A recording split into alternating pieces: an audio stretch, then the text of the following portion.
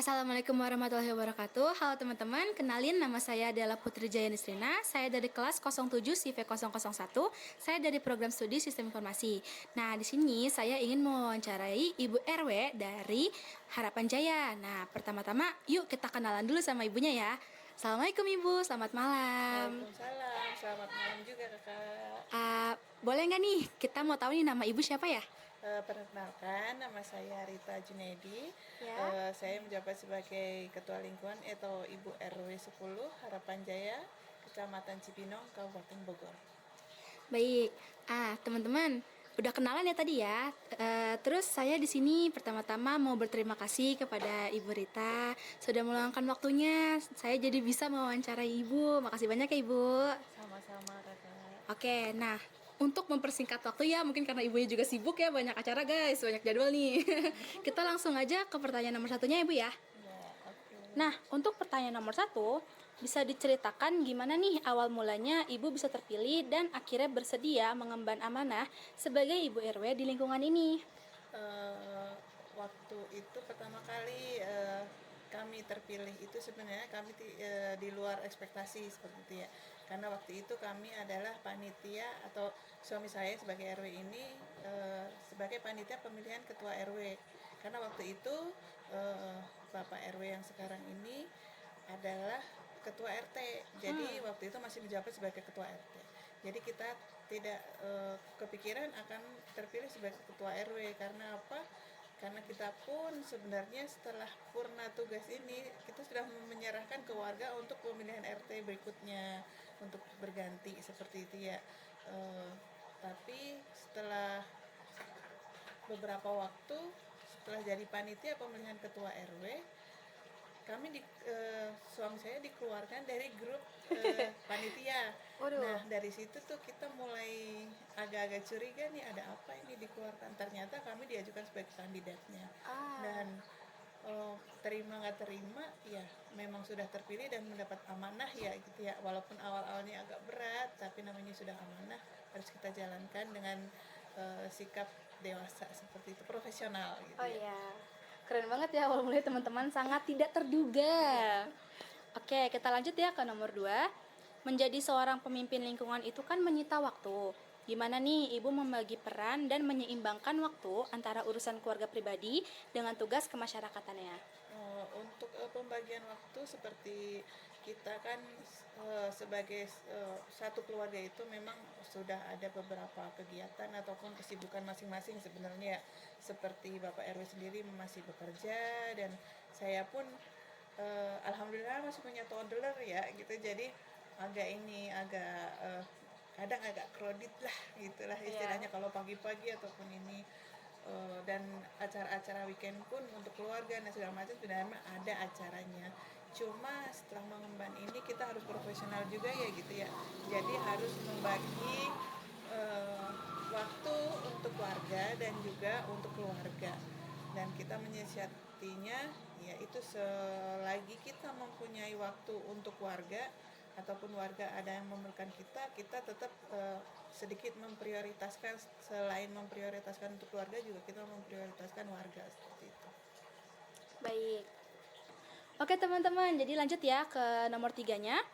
Apa motivasi terbesar Ibu yang membuat Ibu tetap semangat mengabdi untuk warga setiap harinya? Untuk membangun semangat adalah kembali lagi kita mempunyai program itu harus terrealisasi, program yang sudah berjalan sebelumnya ataupun yang baru. Jadi selama kita merasa kita capek, kita lelah untuk memimpin ataupun merangkul semua warga seperti itu, kita ingat lagi apa tujuan kita pertamanya dan mengemban amanah itu sendiri. Jadi kita semangat lagi, kita memulai lagi dengan semangat yang baru, walaupun dengan tugas ataupun dengan kegiatan yang sebenarnya sudah menjadi rutinitas seperti itu. Wih, oke. Terus kita lanjut ya teman-teman untuk soal nomor 4. Menghadapi warga dengan latar belakang usia, pendidikan, dan karakter yang berbeda-beda tentu tidak mudah. Gimana nih strategi Ibu dalam berkomunikasi agar program-program RW bisa diterima dengan baik oleh seluruh warga? Untuk mengkomunikasikannya sebenarnya kita selalu nge-share apa yang akan kita rencanakan, dan kadang kita pun meminta voting ataupun kita menyebarkan polling kalau memang itu program yang akan kita laksanakan itu apakah warga setuju atau tidak. Untuk informasi segala macam sekarang semua media sosial ataupun apapun itu yang semacamnya kita bisa gunakan untuk nge-share info dari apakah itu dari kabupaten, kecamatan ataupun dari kelurahan langsung turun ke warga, karena memang pintu pertama masyarakat itu untuk ke pemerintahan adalah RT dan RW. Baik, oke. Soal nomor 5 kita lanjut. Di era digital ini, apakah Ibu menggunakan media sosial atau grup WhatsApp warga sebagai sarana komunikasi? Terus gimana cara Ibu mengelolanya nih biar tetap kondusif dan informatif? Oh iya, untuk menggunakan sosial media pasti iya ya, di masa-masa sekarang ini kan memang sudah kayaknya masyarakat sekali itu tentang sosial media ataupun WhatsApp, Instagram ataupun yang lain sebagainya gitu ya, seperti itu. Karena memang langsung informasi akan tersebar secara cepat. Ya. Bagaimana kita secara di rumah masih posisi kita lagi istirahat ataupun apa, ada info dari pusat nih, seumpamanya dari kelurahan kah ataupun kecamatan kah, seterusnya ke atas, itu bisa langsung kita jadi langsung share aja di situ, di WhatsApp, di grup ataupun di apa itu. Untuk mengelolanya masih ya di grup RT ataupun RW, masih skala kecil sebenarnya ya. Di kita ini ada 8 RT, sekitar ada 1.700 kakak, dan Wah, banyak banget. warganya bisa dikalikan kalau satu kakak itu ada 4, dua, jadi ada 2, 3 atau 4, ada juga yang sampai 5 anak ya, bisa dikalikan. Ada sih datanya karena setiap bulan kita memang ada laporan dari RT ke RW untuk ke kelurahan, dan untuk ke atasnya untuk laporan warga, untuk yang dari usia balita, usia remaja, dewasa dan lansia itu ada. Berarti sangat berguna banget ya Bu ya. Iya. Oke, oke. Untuk soal nomor 6, kalau nih ada keluhan, kritik, masukan dari warga yang disampaikannya itu caranya kurang enakin nih. Gimana cara Ibu menanggapinya? Terus gimana cara mengkomunikasikannya kembali? Eh, untuk kritik dan saran itu sangat kita berterima kasih ya, karena namanya manusia itu pasti jalan kadang ada salahnya, kadang berucap juga ada salahnya, ataupun untuk menyampaikan ke warga itu kadang ada miskomunikasinya gitu ya, seperti apa tujuan kita tapi kadang penyampaiannya ada sedikit kesalahan, jadi mungkin penerimaan di warga juga agak berbeda seperti itu ya. Ya. Untuk kritik dan saran pasti kita harapkan, karena memang itu untuk membangun kita, bagaimana caranya kita maju terus bersama warga, bersinergi dengan tujuan yang sama dan dengan diterima pun dengan maksud yang dipahami seperti itu. Jadi kita pasti kalau kritik dan saran pasti kita terima, kita tampung, kita kaji ulang, apakah ini oh iya, jadi untuk kita memperbaiki apa yang telah kita rencanakan ataupun program-program kita yang mungkin ada sedikit kesalahan, ataupun program kita yang kurang tepat atau apapun itu, seperti itu.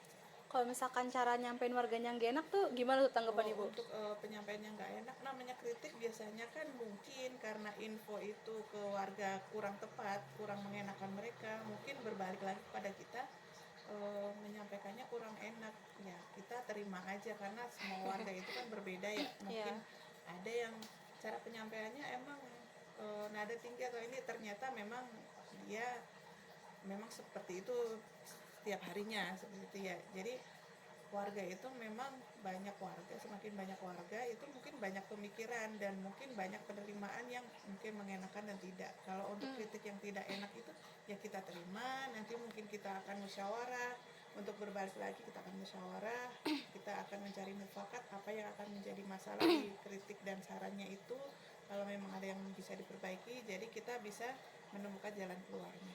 Ya, oke deh.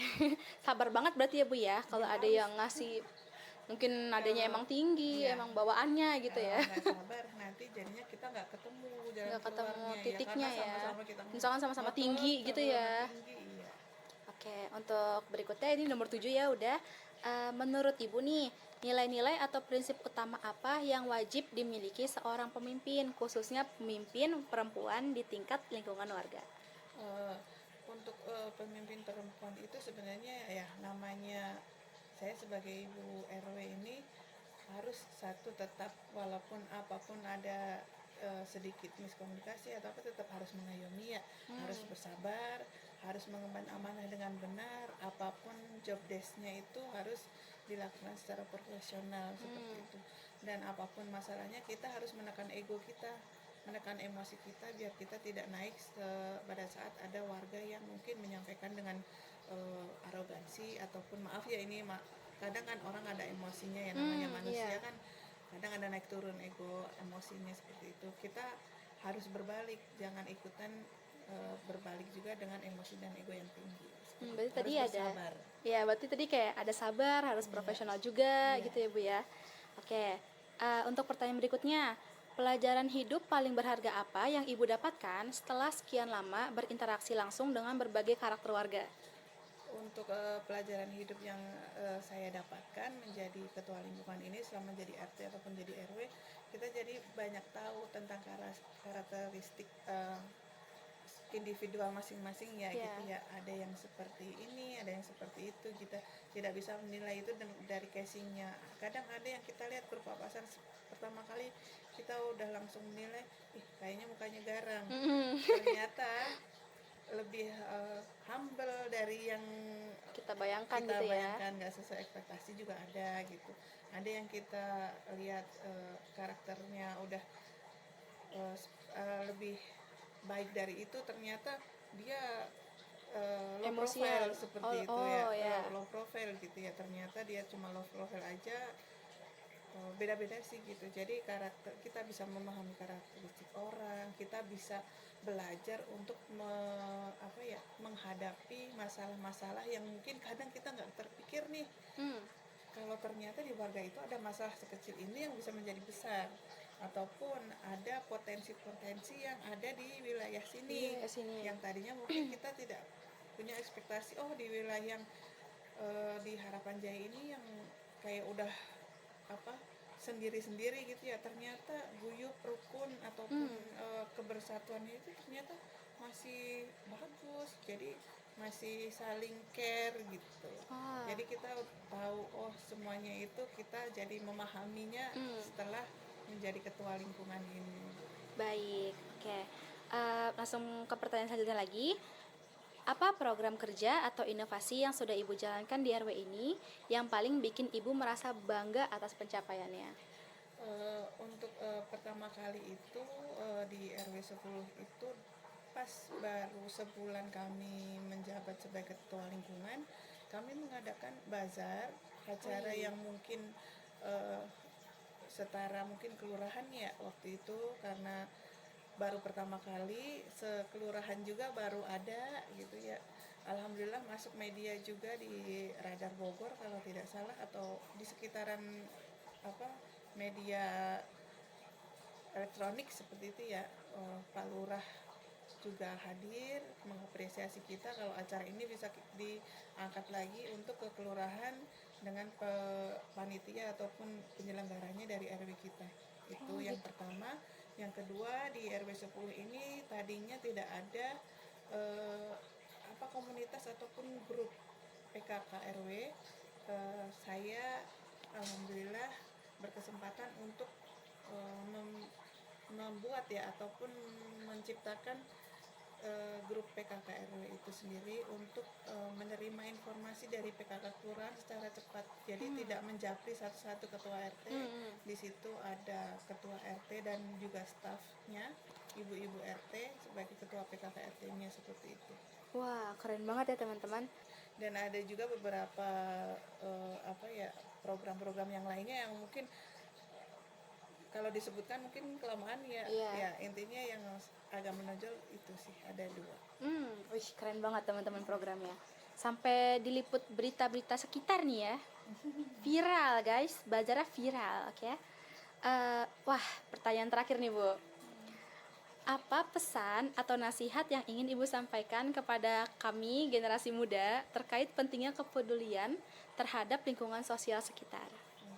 Untuk anak-anak muda atau Gen Z untuk kepedulian lingkungan itu harus tetap terjaga dan harus selalu dibangun setiap waktunya. Karena apa? Karena kepedulian kepada sosial itu kita akan mengetahui apa yang harus kita lakukan ke tetangga, teman ataupun ini